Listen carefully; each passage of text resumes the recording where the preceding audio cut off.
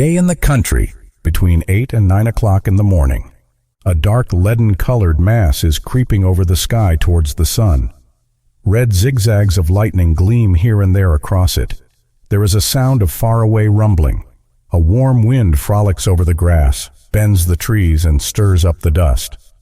In a minute there will be a spurt of May rain, and a real storm will begin. Fyokla, a little beggar girl of 6, is running through the village, looking for Terenty the cobbler. The white-haired, barefoot child is pale. Her eyes are wide open. Her lips are trembling. "Uncle, where is Terenty?" she asks everyone she meets. No one answers. They are all preoccupied with the approaching storm and take refuge in their huts. At last she meets Silanti Silic, the sacristan, Terenty's bosom friend. He is coming along, staggering from the wind. "Uncle, where is Terenty?" "At the kitchen gardens," answers Silanti. The beggar girl runs behind the huts to the kitchen gardens and there finds Terenty. The tall old man with a thin, pock-marked face, very long legs and bare feet, dressed in a woman's tattered jacket, is standing near the vegetable plots, looking with drowsy, drunken eyes at the dark storm cloud. On his long crane-like legs, he sways in the wind like a starling coat. "Uncle Terenty!" the white-headed beggar girl addresses him. "Uncle darling!" Terenty bends down to Fyokla, and his grim, drunken face is overspread with a smile, such as come into people's faces when they look at something little, foolish and absurd, but warmly loved.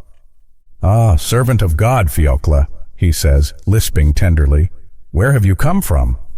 "Uncle Terenty," says Fyokla with a sob, tugging at the lapel of the cobbler's coat. "Brother Danilka has had an accident. Come along." "What sort of accident? Ah, what thunder! Holy, holy, holy! What sort of accident?" "In the Count's copse, Danilka stuck his hand into a hole in a tree, and he can't get it out. Come along, uncle, do be kind, and pull his hand out." "How was it he put his hand in? What for?" "He wanted to get a cuckoo's egg out of the hole for me." The day has hardly begun, and already you are in trouble. Terenty shook his head and spat deliberately. "Well, what am I to do with you now? I must come. I must. May the wolf gobble you up, you naughty children. Come, little orphan." Terenty comes out of the kitchen garden and, lifting high his long legs, begins striding down the village street. He walks quickly without stopping or looking from side to side, as though he were shoved from behind or afraid of pursuit. Fyokla can hardly keep up with him. They come out of the village and turn along the dusty road towards the Count's copse that lies dark blue in the distance. It is about 1.5 miles away. The clouds have by now covered the sun, and soon afterwards there is not a speck of blue left in the sky. It grows dark. "Holy, holy, holy!" whispers Fyokla, hurrying after Terenty. The first raindrops, big and heavy, lie dark dots on the dusty road. A big drop falls on Fyokla's cheek and glides like a tear down her chin. "The rain has begun," mutters the cobbler, kicking up the dust with his bare, bony feet. "That's fine, Fyokla, old girl. The grass and the trees are fed by the rain, as we are by bread. And as for the thunder, don't you be frightened, little orphan. Why should it kill a little thing like you?" As soon as the rain begins, the wind drops. The only sound is the patter of rain dropping like fine shot on the young rye in the parched road. "We shall get soaked, Fyokla," mutters Terenty. "There won't be a dry spot left on us. Ho, ho, my girl, it's run down my neck. But don't be frightened, silly. The grass will be dry again, the earth will be dry again, and we shall be dry again. There is the same sun for us all." A flash of lightning, some 14 feet long, gleams above their head.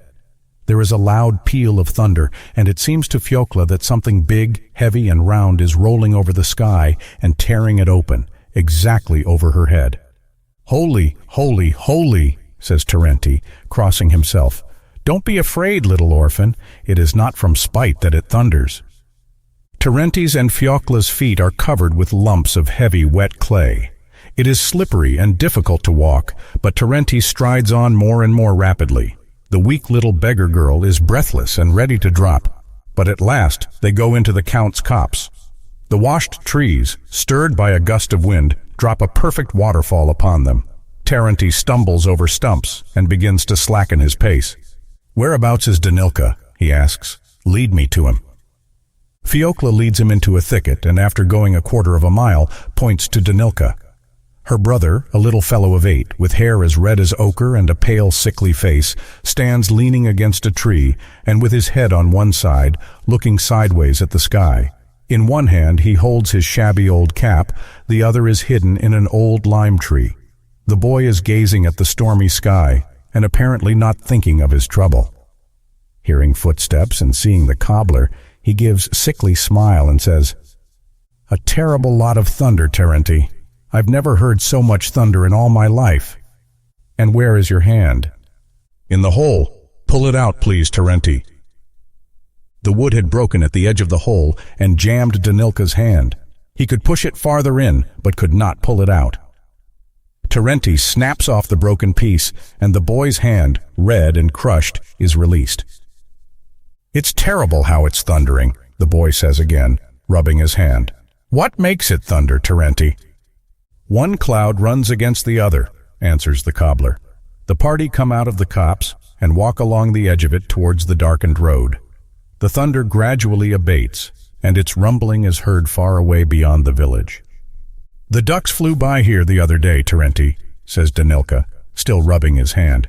"They must be nesting in the Gnilia Zymishcha marshes. Fyokla, would you like me to show you a nightingale's nest?" "Don't touch it, you might disturb them," says Terenty, wringing the water out of his cap. "The nightingale is a singing bird without sin. He has had a voice given him in his throat to praise God and gladden the heart of man. It's a sin to disturb him." "What about the sparrow?" "The sparrow doesn't matter. He's a bad, spiteful bird. He is like a pickpocket in his ways. He doesn't like man to be happy. When Christ was crucified, it was the sparrow brought nails to the Jews and called alive. Alive." A bright patch of blue appears in the sky.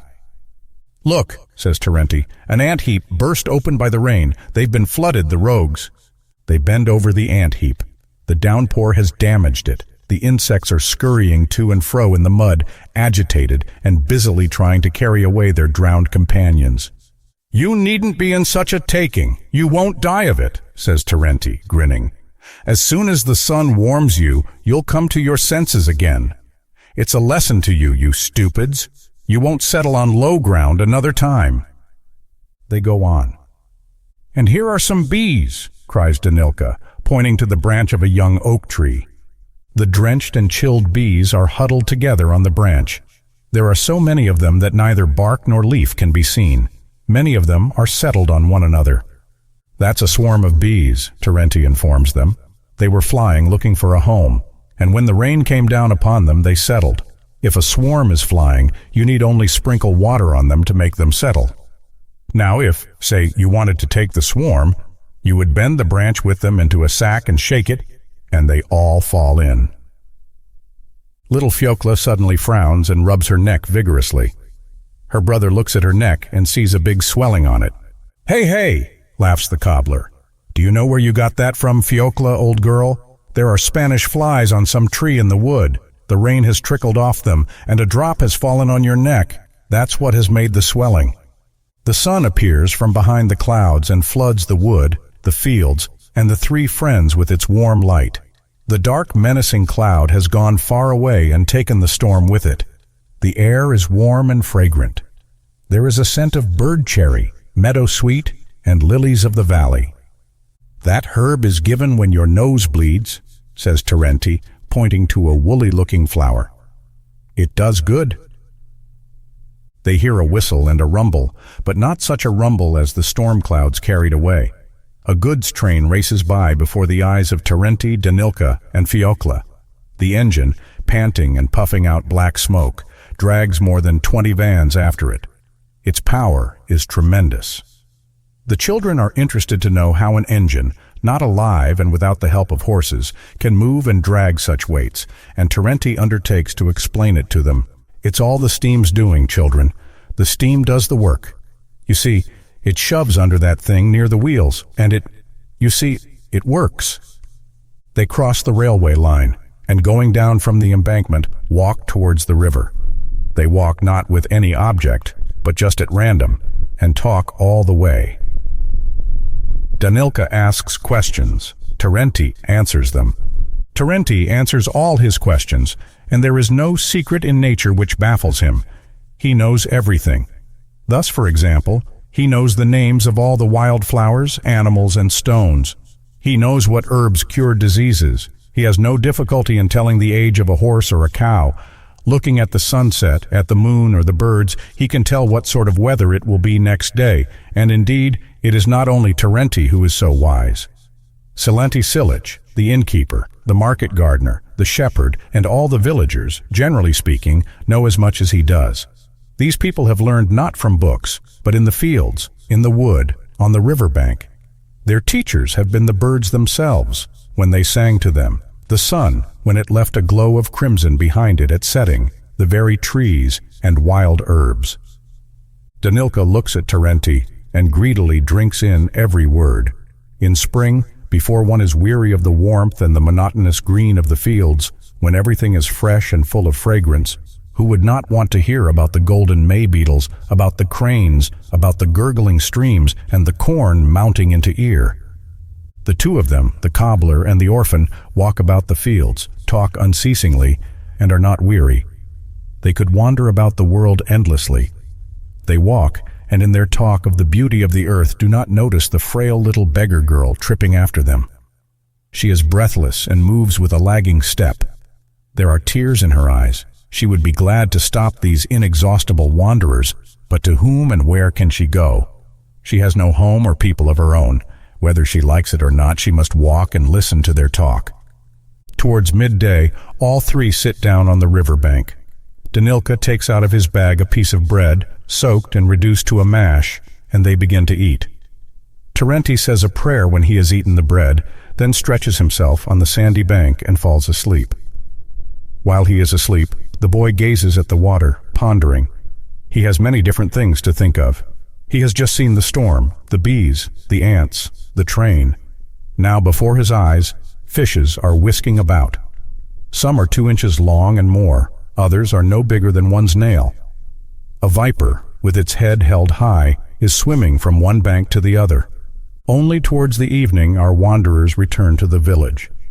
The children go for the night to a deserted barn where the corn of the commune used to be kept, while Terenty, leaving them, goes to the tavern. The children lie huddled together on the straw, dozing. The boy does not sleep. He gazes into the darkness, and it seems to him that he is seeing all that he has seen in the day, the storm clouds, the bright sunshine, the birds, the fish, lanky Terenty.